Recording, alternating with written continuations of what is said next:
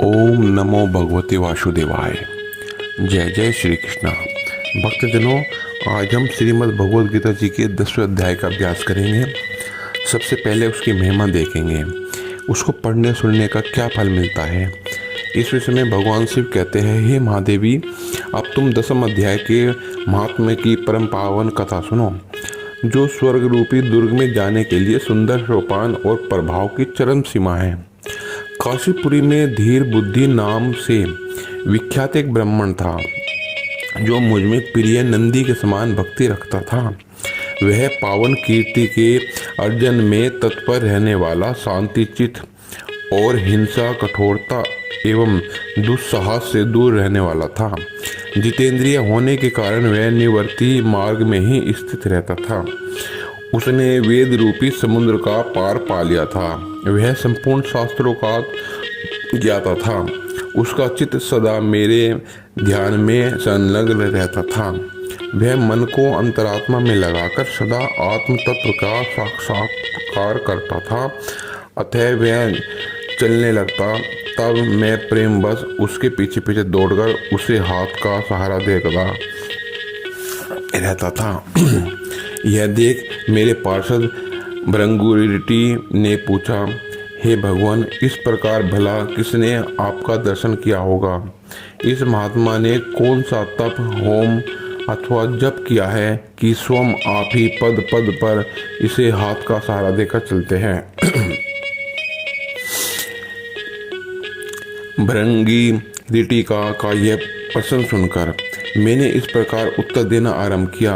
एक समय की बात है, कैलाश पर्वत के पार्श्व भाग में पुन्नाग वन के भीतर चंद्रमा की अमृतमयी किरणों से धुली हुई भूमि में एक वेदी का आश्रय लेकर मैं बैठा था। मेरे बैठने के क्षण भर बाद ही सहसा बड़े जोर की आंधी उठी। वहाँ के वृक्षों की शाखाएं नीचे ऊपर होकर आपस में टकराने लगी। कितनी ही टहनियाँ टूट टूट कर बिखर गई। पर्वत की अविचल छाया भी हिलने लगी। इसके बाद वहाँ महान भयंकर शब्द हुआ, जिससे पर्वत की कंदराएं प्रतिध्वनित हो उठी। इसके बाद आकाश से कोई विशाल पक्षी उतरा, जिसकी कांति काले मेघ के समान थी। वह कजली राशि, अंधकार के समूह अथवा पंख कटे हुए काले पर्वत सा जान पड़ता था। पैरों से पृथ्वी का सहारा लेकर उस पक्षी ने मुझे प्रणाम किया और एक सुंदर नवीन कमल मेरे चरणों में रखकर स्पष्ट वाणी से स्तुति करनी आरंभ की। पक्षी बोला, हे देव, आपकी जय हो। आप चिदानमयी सुधा के सागर तथा जगत के पालक हैं। सदा सद्भावना से युक्त और अनासक्ति की लहरों से उल्लासित है। आपके वैभव का कहीं अंत नहीं है।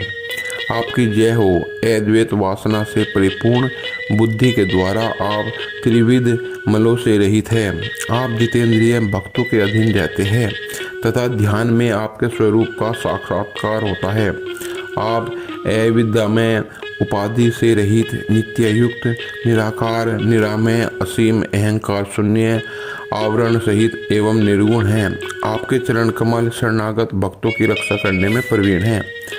अपने भयंकर ललाट रूपी महासर्प की विष ज्वाला से आपने कामदेव को भस्म किया। आपकी जय हो। आप प्रत्यक्ष आदि प्रमाणों से दूर होते हुए भी प्रमाणमय स्वरूप है। आपको बारंबार नमस्कार है। चैतन्य के स्वामी त्रिभुवनधारी, आपको प्रणाम है। मैं श्रेष्ठ योग द्वारा चुंबित आपके उन चरण कमलों की वंदना करता हूँ, जो अपार भव पाप के समुद्र से पार उतारने में अद्भुत शक्तिशाली है। महादेव, साक्षात बृहस्पति भी आपकी स्तुति करने की धृष्टता नहीं कर सकते। सहस्त्र मुखों वाले नागराज शेष में भी इतनी चातुरी नहीं है कि वे आपके गुणों का वर्णन कर सके। फिर मेरे जैसे मोटी बुद्धि वाले पक्षी की तो भी साथी क्या है। उस पक्षी के द्वारा किए गए इस स्रोत को सुनकर मैंने उससे पूछा, हे पक्षी, तुम कौन हो और कहाँ से आए हो? तुम्हारी आकृति तो हंसी जैसी है, मगर रंग कोई जैसा मिला है। तुम जिस प्रयोजन को लेकर यहाँ आए हो उसे बताओ। पक्षी बोला, हे देवेश, मुझे ब्रह्मा जी का हंस जानिए। धुर्जटे, जिस कर्म से मेरे शरीर में इस समय कालिमा आ गई है उसे सुनिए। हे प्रभु, यद्यपि आप सर्वज्ञ हैं, अतः आपसे कोई भी बात छिपी हुई नहीं है, तो भी यदि आप पूछते हैं तो बतलाता हूँ। सूरत नगर के पास एक सुंदर सरोवर है जिसमें कमल लहराते रहते हैं। उसी में से बाल चंद्रमा के टुकड़े जैसे सफ़ेद मरनालों के ग्रास लेकर मैं बड़ी तीव्र गति से आकाश मार्ग में उड़ रहा था। उड़ते उड़ते सहसा वहाँ से पृथ्वी पर गिर पड़ा। जब होश में आया तो अपने गिरने का कोई कारण न देख सका, तो मन ही मन सोचने लगा, ओह, यह मुझ पर क्या आ पड़ा। आज मेरा पतन कैसे हो गया। पके हुए कपूर के समान मेरे श्वेत शरीर में से यह कालिमा कैसे आ गई। इस प्रकार विस्मित होकर मैं अभी विचार ही कर रहा था, किस पोखरे के कमलों में से मुझे ऐसी वाणी सुनाई दी, हे हंस, उठो, मैं तुम्हारे गिरने और काले होने का कारण बताती हूँ। तब मैं उठकर सरोवर के बीच में गया और वहाँ 5 कमलों से युक्त एक सुंदर कमलिनी को देखा। उसको प्रणाम करके मैंने प्रदक्षिणा की और अपने पतन का कारण पूछा। कमलिनी बोली, कमलहंस, तुम आकाश मार्ग से मुझे लांग कर गए हो। उसी पातक के परिणाम स्वरूप तुम्हें पृथ्वी पर गिरना पड़ा तथा उसी के कारण तुम्हारे शरीर में कालिमा दिखाई दी। तुम्हें गिरा देख मेरे हृदय में दया भर आई और जब मैं इस मध्यम कमल के द्वारा बोलने लगी हूँ, इस समय मेरे मुख से निकली हुई सुगंध को सूंघकर 60,000 भंवरे स्वर्गलोक को प्राप्त हो गए हैं। हे पक्षीराज, जिस कारण मुझ में इतना वैभव, ऐसा प्रभाव आया उसे बताती हूँ। इस जन्म से पहले तीसरे जन्म में मैं इस पृथ्वी पर एक ब्राह्मण की कन्या के रूप में उत्पन्न हुई थी। उस समय मेरा नाम सरोजवदता था। मैं गुरुजनों की सेवा करती हुई सदा एकमात्र पतिव्रत के पालन में तत्पर रहती थी। एक दिन की बात है, मैं एक मैना को पढ़ा रही थी। इससे पति सेवा में कुछ विलंब हो गया। इससे पति देवता कुपित हो गए और उन्होंने शाप दिया, हे पापनी, तुम मैना हो जा। मरने के बाद यद्यपि मैं मैना हुई तो भी पतिव्रत के प्रसाद से मुनियों के ही घर में आश्रय मिला। किसी मुनि कन्या ने मेरा पालन पोषण किया। मैं जिनके घर में थी वे ब्राह्मण प्रतिदिन प्रातःकाल विभूति योग नाम से प्रसिद्ध गीता के 10वें अध्याय का पाठ करते थे और मैं पापहारी अध्याय को सुना करती थी। काल आने पर मैं मैना का शरीर छोड़कर 10वें अध्याय के महात्म्य से स्वर्गलोक में अप्सरा हुई। मेरा नाम पद्मावती हुआ और मैं पद्मावती की प्यारी सखी हो गई। एक दिन मैं विमान से आकाश में विचर रही थी। उस समय सुंदर कमलों से सुशोभित इस रमणीय सरोवर पर मेरी दृष्टि पड़ी और इसमें उतरकर जो ही मैं जल क्रीड़ा आरंभ की, त्यों ही दुर्वासा मुनि आ गए। उन्होंने वस्त्रहीन अवस्था में मुझे देख लिया। उनके भय से मैं स्वयं ही एक कमलनी का रूप धारण कर लिया। मेरे दोनों पैर 2 कमल और दोनों हाथ 2 कमल हो गए और शेष अंगों के साथ मेरा मुख भी एक कमल हो गया। इस प्रकार मैं 5 कमलों से युक्त हुई। मुनिवर दुर्वासा ने मुझे देखा। उनके नेत्र क्रोध अग्नि से जल रहे थे। वे बोले, पापनी, तू इस रूप में 100 वर्षों तक पड़ी रह। यह साप देकर वे क्षण भर में अंतर्ध्यान हो गए। कमलिनी होने पर भी विभूति योग अध्याय के महात्मा से मेरी वाणी लुप्त नहीं हुई। मुझे लांघने मात्र के अपराध से तुम पृथ्वी पर गिर पड़े। हे पक्षीराज, यहाँ खड़े हुए तुम्हारे सामने ही आज मेरे साप की निवृत्ति हो गई, क्योंकि आज 100 वर्ष पूरे हो गए हैं। मेरे द्वारा गाए जाते हुए इस उत्तम अध्याय को तुम भी सुन लो। उसके श्रवण मात्र से तुम भी आज ही मुक्त हो जाओगे। यह कहकर पद्मिनी ने स्पष्ट और सुंदर वाणी में 10वें अध्याय का पाठ किया और वह मुक्त हो गई। उसे सुनने के बाद उसी के दिए हुए उत्तम कमल को लाकर मैंने आपको अर्पण किया है। इतनी कथा सुनकर उस पक्षी ने अपना शरीर त्याग दिया। यह एक अद्भुत सी घटना हुई। वही पक्षी अब 10वें अध्याय के प्रभाव से ब्राह्मण कुल में उत्पन्न हुआ है। जन्म से ही अभ्यास होने के कारण शैशव अवस्था से ही इसके मुख से सदा गीता के 10वें अध्याय का ही उच्चारण हुआ करता है। 10वें अध्याय के अर्थ चिंतन का यह परिणाम हुआ कि वह सब भूतों में स्थित शंख चक्रधारी भगवान विष्णु का सदा ही दर्शन करता रहता है। इससे स्नेहपूर्ण दृष्टि जब किसी देहधारी के शरीर पर पड़ जाती है तब वह चाहे शराबी ब्रह्म हत्यारा ही क्यों ना हो, मुक्त हो जाता है तथा पूर्व जन्म में अभ्यास किए हुए 10वें अध्याय के महात्म्य से इसको दुर्लभ तत्व ज्ञान प्राप्त है तथा इसने जीवन मुक्ति भी पाली है। अतः जब यह रास्ता चलने लगता है तब मैं इसे हाथ का सहारा दिए रहता हूँ। यह सब 10वें अध्याय का ही महामहिमा है। हे पार्वती, इस प्रकार मैंने भृंगीरटी के सामने जो पाप नाशक कथा कही है वह यहाँ तुमसे भी कही है।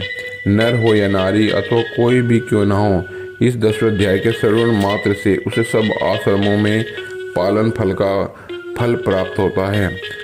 जय श्री कृष्णा। तो भक्तों, यह थी श्रीमद् भगवद गीता जी के 10वें अध्याय की महिमा, इसको पढ़ने का फल। आप भी इसका पढ़िए, इसका अभ्यास करिए और अपने पूर्वजों का उद्धार कीजिए।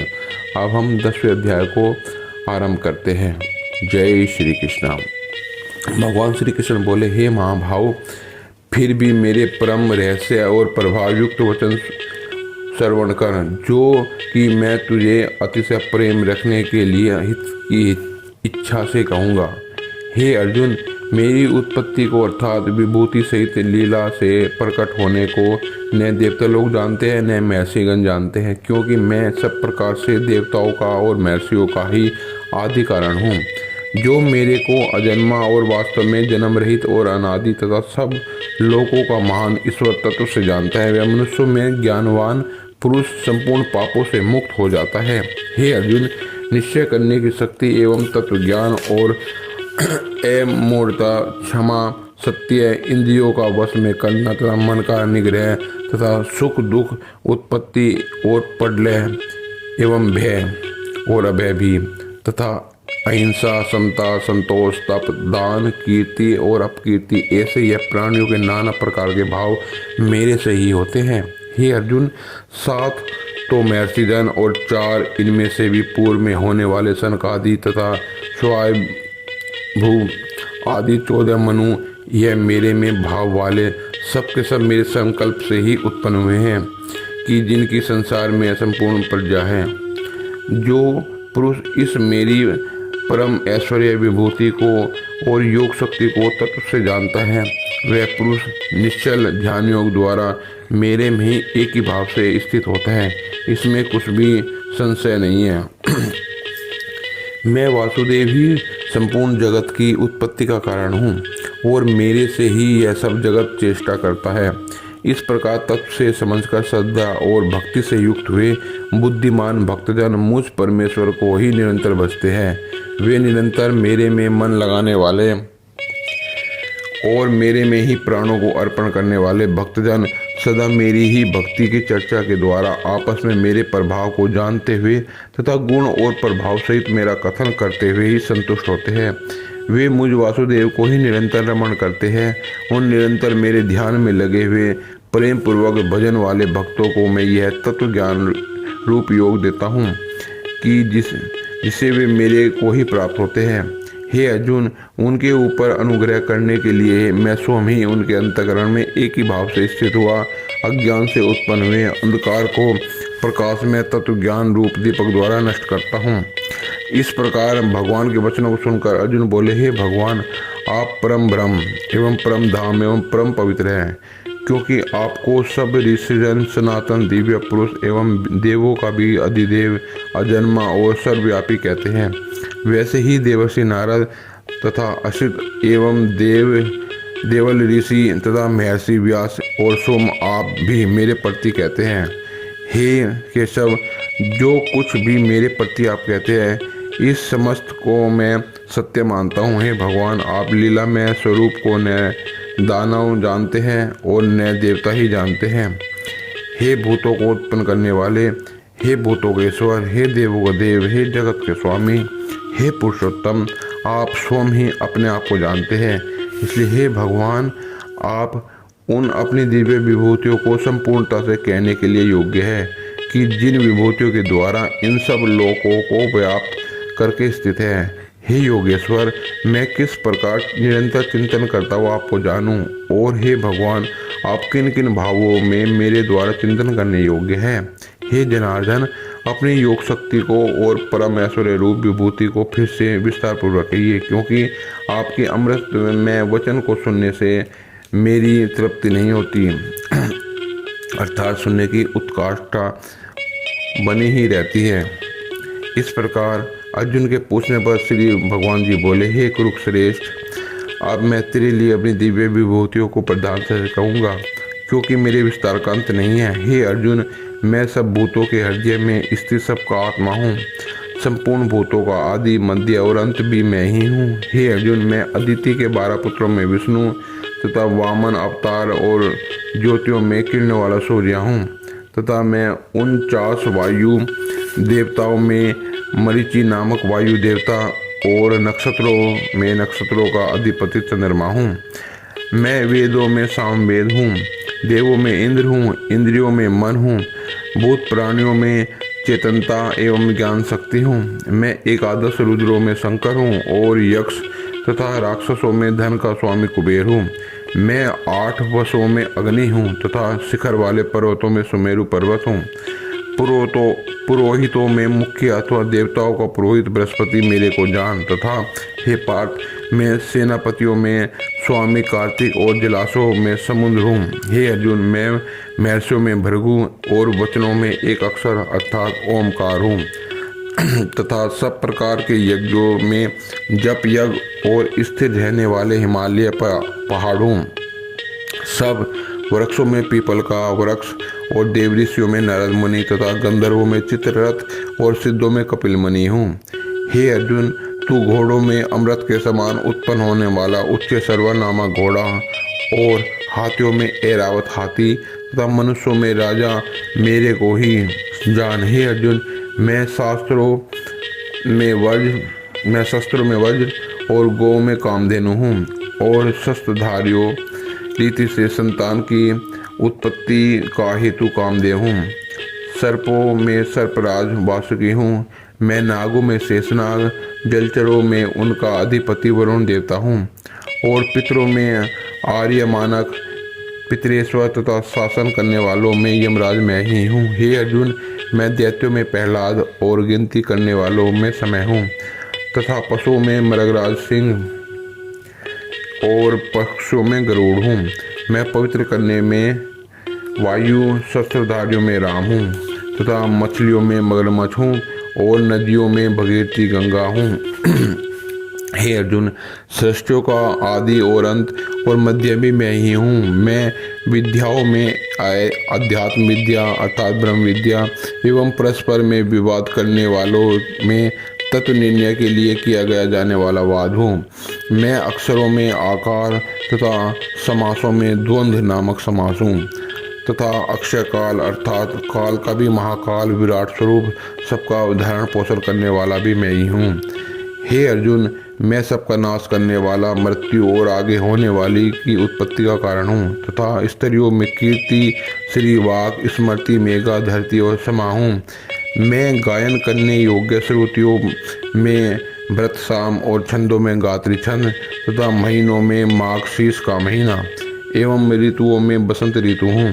हे अर्जुन, मैं छल करने वालों में जुआ और प्रभावशाली पुरुषों का प्रभाव हूँ, तथा मैं जीतने वालों की विजय हूँ तथा निश्चय करने वालों का निश्चय, सात्विक पुरुषों का सात्विक भाव हूँ।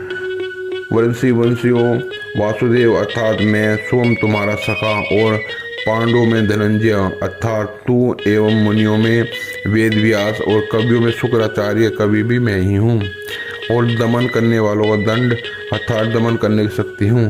जीतने की इच्छा रखने वालों की नीति हूँ और गोपनीयों में अर्थात गुप्त रखने योग्य भावों में मौन हूँ तथा ज्ञानवानों का तत्व ज्ञान में ही हूँ। और हे अर्जुन, जो सब भूतों की उत्पत्ति कारण है वह भी मैं ही हूँ, क्योंकि ऐसा वैचर और अचर कोई भी भूत नहीं है जो मेरे से रहित होवे, इसलिए सब कुछ मेरा ही स्वरूप है। हे प्रताप, मेरी दिव्य विभूतियों का अंत नहीं है। यह तो मैंने अपनी विभूतियों का विस्तार तेरे लिए एक देश से अर्थात संक्षेप में कहा है। इसलिए हे अर्जुन, जो भी विभूति युक्त अर्थात ऐश्वर्य युक्त एवं कांति युक्त तथा शक्ति युक्त वस्तु है उसको तू मेरे तेज के अंश से ही उत्पन्न जान। अथवा हे अर्जुन, बहुत से जानने से तेरा क्या प्रयोजन है। मैं इस संपूर्ण जगत को अपने योग माया के एक अंश मात्र से धारण करके स्थित हूँ, इसलिए मेरे को ही तत्व से जानना चाहिए। जय श्री कृष्णा। तो भक्तों, यहाँ पे श्रीमद् भागवत गीता जी के 10वें अध्याय का अंत होता है। आप सब श्रीमद् भागवत गीता जी के 10वें अध्याय का अभ्यास करिए और अपने जीवन को सफल बनाइए और अपने पूर्वजों का उद्धार कीजिए। जय जय श्री कृष्णा। श्री ओम नमो भगवते वासुदेवाय।